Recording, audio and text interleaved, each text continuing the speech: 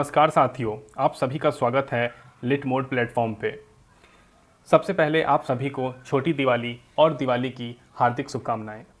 लेकिन जब आप पटाखों की खरीदारी कर रहे थे, उसी बीच में स्टेट बैंक ऑफ इंडिया ने एक धमाकेदार जो बम है वो क्रैक कर दिया है, और वो बम है प्रोबेशनरी अफसर। जी हाँ, state bank of India PO की वैकेंसी जो है वो आ गई है 2020 की। तो यह एक ऐसा पटाखा है जिससे प्रदूषण नहीं फैलेगा, न ही किसी के कानों में दर्द होगा, बल्कि ये पटाखा जो है 4 महीने में विद इन 4 मंथ्स आपको ये जॉब देगा। बिल्कुल, अगर आप ये सुन रहे हो तो बिल्कुल सही सुन रहे हो। इंडियन गवर्नमेंट जॉब स्पेस में इतनी ज़्यादा नौकरियाँ, 2000 नौकरियाँ, ठीक है।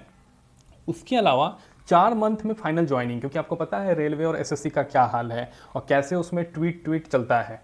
तो अगर आपको जल्दी नौकरी चाहिए, फाइनल जो ज्वाइनिंग है आपको अप्रैल में मिल जाएगी।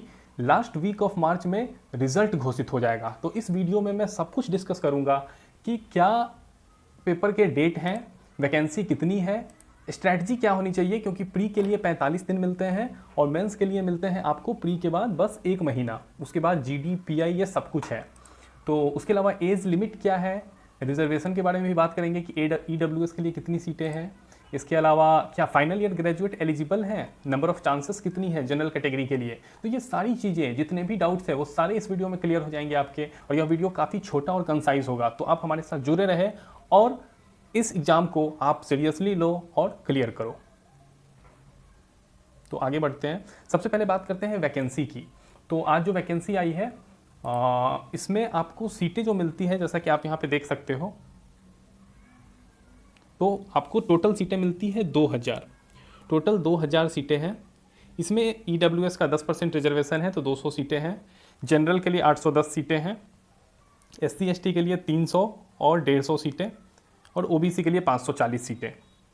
तो काफ़ी ज़्यादा वैकेंसीज हैं। और एसबीआई हर साल 2000 वैकेंसी पीओ के लिए और क्लर्क के लिए 8000 से 9000 वैकेंसी निकालती है, जैसा कि रजनीश कुमार पहले ही कह चुके हैं।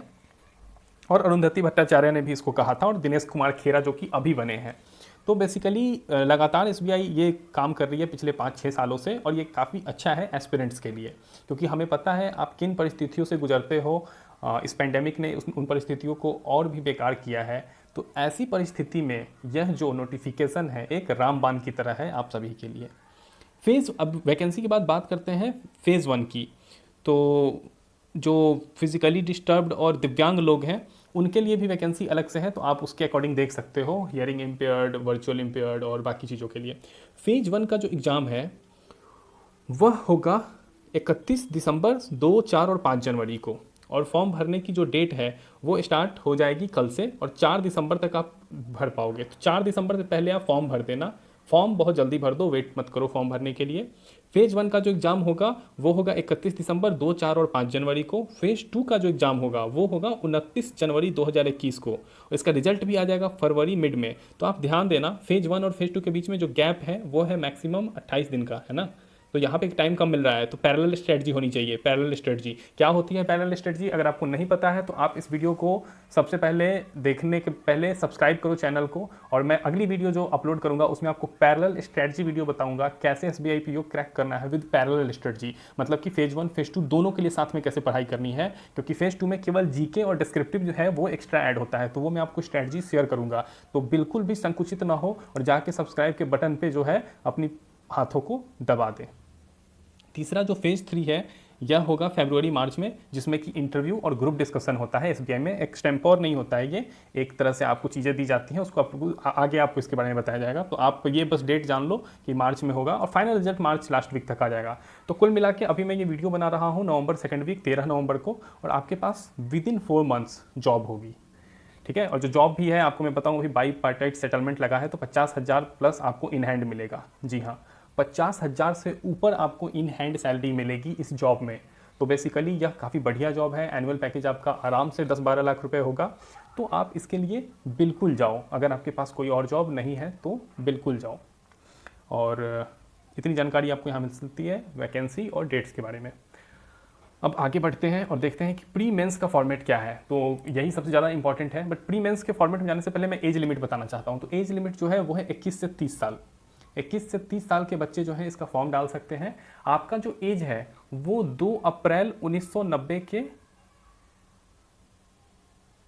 पहले का नहीं होना चाहिए अगर आप जनरल हो तो, और 1 अप्रैल 1999 के बाद का नहीं होना चाहिए। मतलब आप इससे ज़्यादा अगर जवान हो और इससे ज़्यादा अगर बूढ़े हो तो आप नहीं दे सकते हो। डेट इंक्लूसिव है, इस डेट पे अगर आप पैदा हुए हो, थैंक यू, कॉन्ग्रेचुलेसन्स, आप एलिजिबल हो। लेकिन अगर आप इस डेट पे नहीं हो, इससे या तो पीछे हो, इससे आगे हो, तो आप या तो बहुत जवान हो या तो थोड़े से बुजुर्ग हो गए हो एसबीआई के अकॉर्डिंग। और ये जनरल, ईडब्ल्यूएस और ओबीसी नॉन क्रीमी लेयर के लिए, सॉरी क्रीमी लेयर के लिए अप्लाई होता है ये नियम। एससी एसटी के लिए 3 साल 5 साल की छूट है, तो आप उस अकॉर्डिंग देख सकते हो। अब एक क्वेश्चन आता है कि क्या फाइनल ईयर के बच्चे एग्जाम दे सकते हैं? तो देखो, फाइनल ईयर के बच्चों के लिए लिखा गया है कि अगर आपका सर्टिफिकेट फाइनल डिग्री या तो प्रोविजनल या फाइनल डिग्री 31 दिसंबर 2020 तक डिक्लेयर हो जाएगा तो आप इसका एग्जाम के लिए एसबीआई पीओ के लिए एलिजिबल हो। लेकिन अगर आपका फाइनल डिग्री 31 दिसंबर 2020 तक नहीं प्रोड्यूस हो पाएगा तो आप एलिजिबल नहीं हो। As clear as that. तो 2020 में जिन लोगों ने ग्रेजुएशन कंप्लीट की है पेंडेमिक में, वो एलिजिबल होंगे। ठीक है, तो 2020 पास आउट बच्चे भी इस एग्जाम में दे सकते हैं इस एग्जाम को। और अगर आपको ये जानकारियाँ अच्छी लग रही है, आप एक्साइटेड हो इस एग्जाम को लेके, तो लाइक बटन को जरूर ठोक दो। तो एलिजिबिलिटी क्राइटेरिया का डिस्कशन हो गया, एज लिमिट डिस्कस हो गया।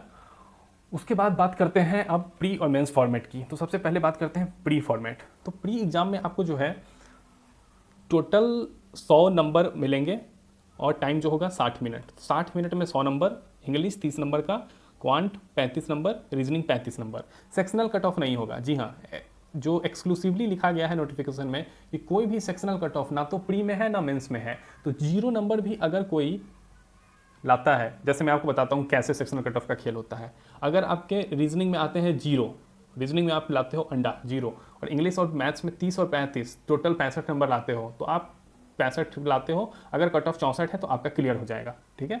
अगर आप मेंस में लेट से अगेन रीजनिंग में लाते हो 0 और डीआई, जनरल अवेयरनेस और इंग्लिश मिलाकर, इन तीनों को मिलाकर आप ले आते हो टोटल कट ऑफ से ज़्यादा, तो आप इंटरव्यू में बैठ जाओगे। कहने का मतलब है कि आप एक सेक्शन में इस एग्जाम में थोड़ा बहुत ढिलाई बरत सकते हो। और हमने देखा है पिछले 2-3 सालों में कि 0 नंबर लाने वाले बच्चे भी पीओ बनते हैं।